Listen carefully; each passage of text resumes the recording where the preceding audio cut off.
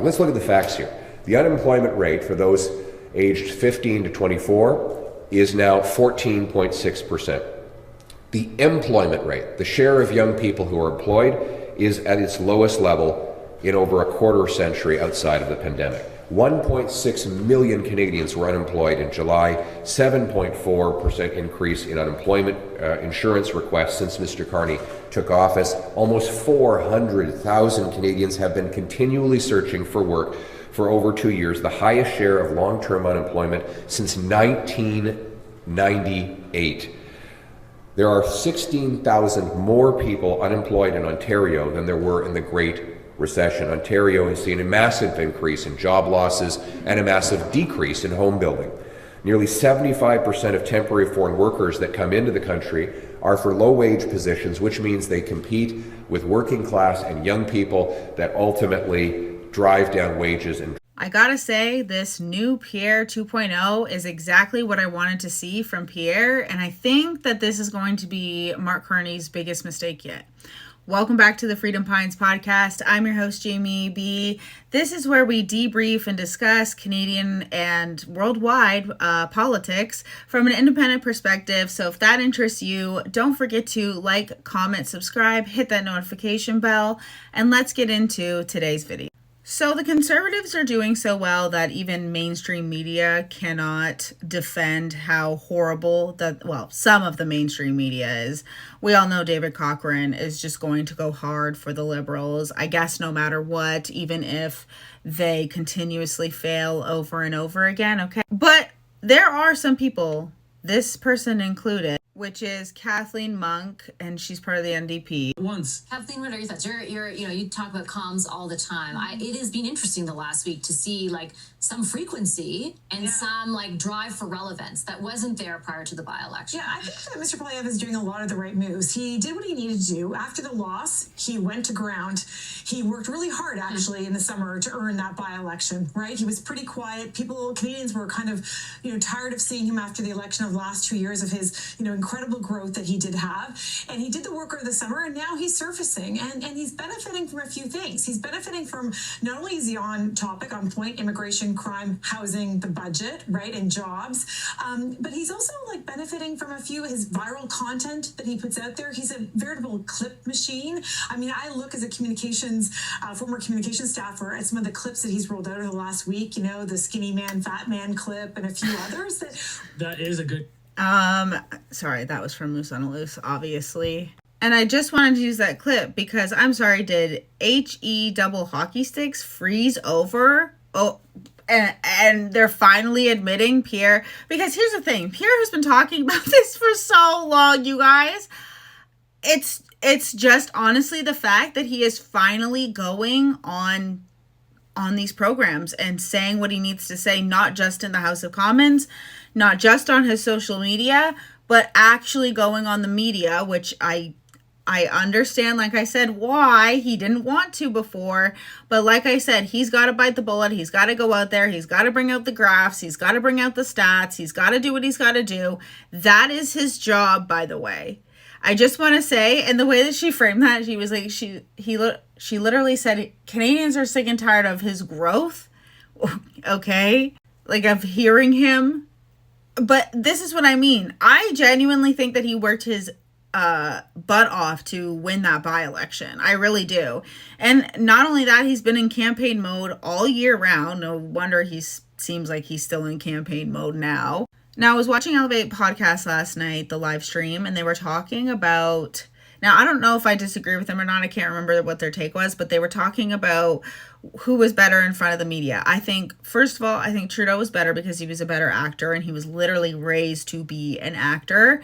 Number two, I think the media was easier on Trudeau. I think that if you go back and look, they kind of danced around the questions, whereas they know that MarkCarney has a little bit more competence, but he's not a showman. He's not, he's always hunched over. Not only does MarkCarney, he just parachuted in, gets whatever he wants. He's been probably given whatever he wants his whole life. So to him, he didn't even have to really earn this without changing anything.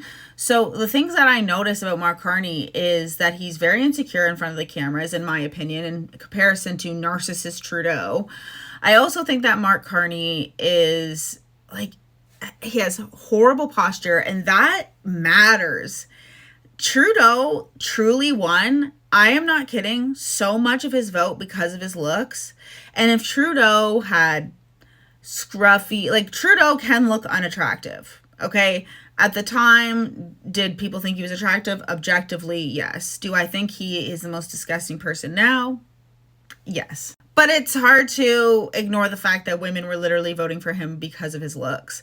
Now, MarkCarney literally reminds me of a turtle. I'm sorry, MarkCarney, if you're watching this, but maybe you could take some tips from me too. As if Pierre is watching my 2,000 person YouTube and taking my tips. But a lot of the things that I said, you know, they've come to fruition. So maybe MarkCarney could listen. Your posture is horrible. You do not speak with enough clarity. You do not speak with enough confidence. You do not know how to be a politician. He doesn't know how to be a politician, you guys. In my opinion, I don't think he does. His communications, his team, like Justin Trudeau honestly controlled out of the Liberal Party.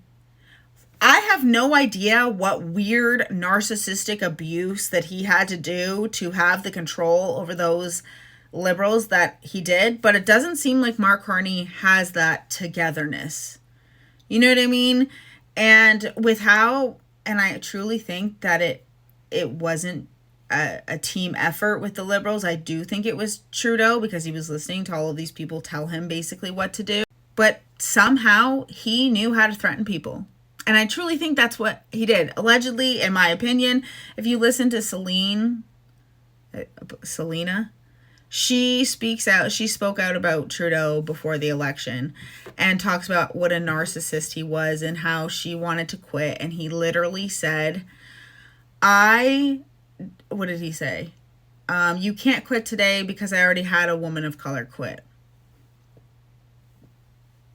Trudeau said that, got away with it, and I either think that Trudeau had a way of intimidating people or acting like a baby to get what he wanted.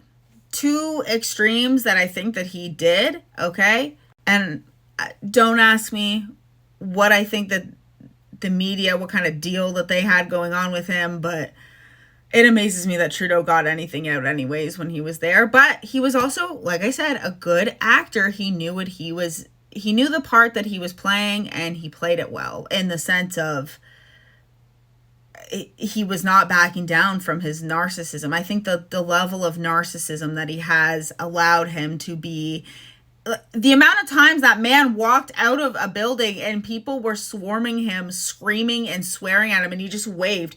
That's insane to me. Okay, that's what I'm saying. Trudeau is a good actor. MarkCarney is not going to stand a chance in the House of Commons. And there's not a lot of times that I agree with the left, but when the left was like, I don't think MarkCarney should let Pierre Poilievre have an election, blah, blah, blah, blah, blah. Maybe they were right about that because they knew and know how good Pierre is. MarkCarney just parachuted in. He has had to do, like I've said, he did not have the Princess Diaries treatment. He didn't know how to become a prime minister.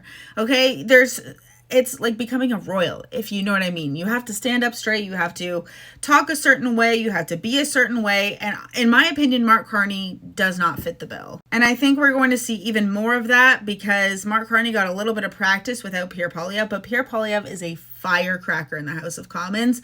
So many clips go viral from the House of Commons. And I'm finally so happy that we're about to head back to the House of Commons, okay?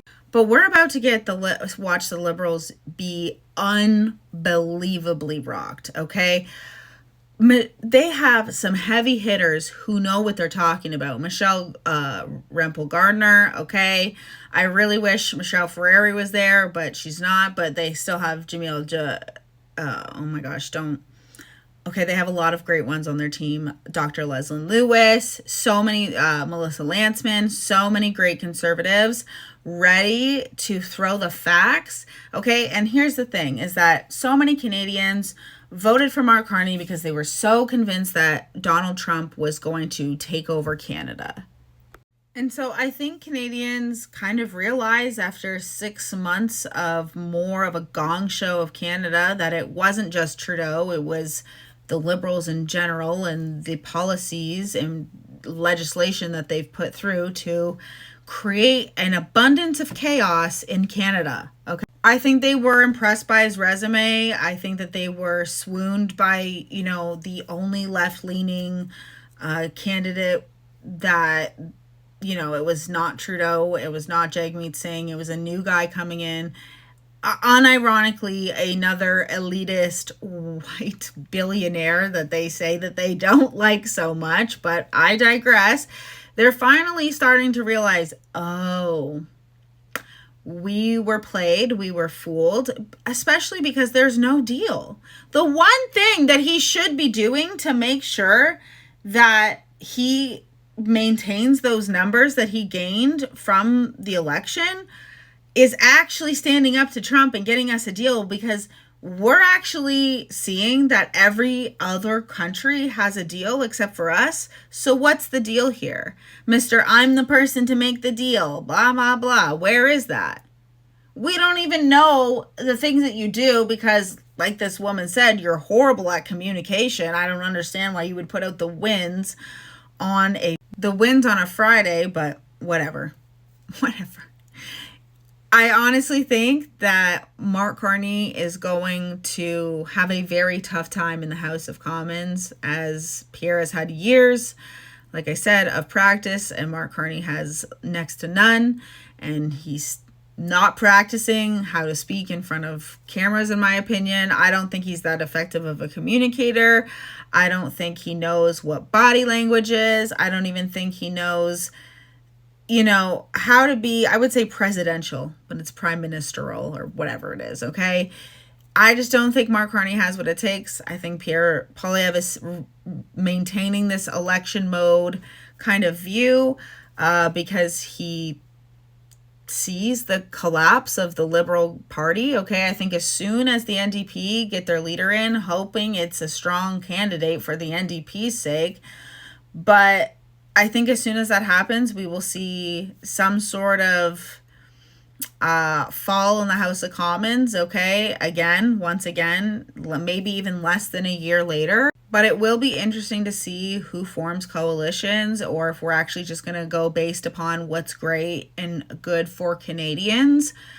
I will be very, very interested in seeing who plays up the ideologies, what is said, what their stances are, especially NDP and Liberals with all of the stuff going on, in our streets, crime, or even protests, or, things like that. And I want to know from you guys, who do you guys think? Do you think that they're going to do things that are good for Canadians, or do you think they're just going to continuously, do you think that the Quebecs and the NDP are going to side with the Liberals or the Conservatives, or do you think that it'll be a bill by bill case basis? I don't know.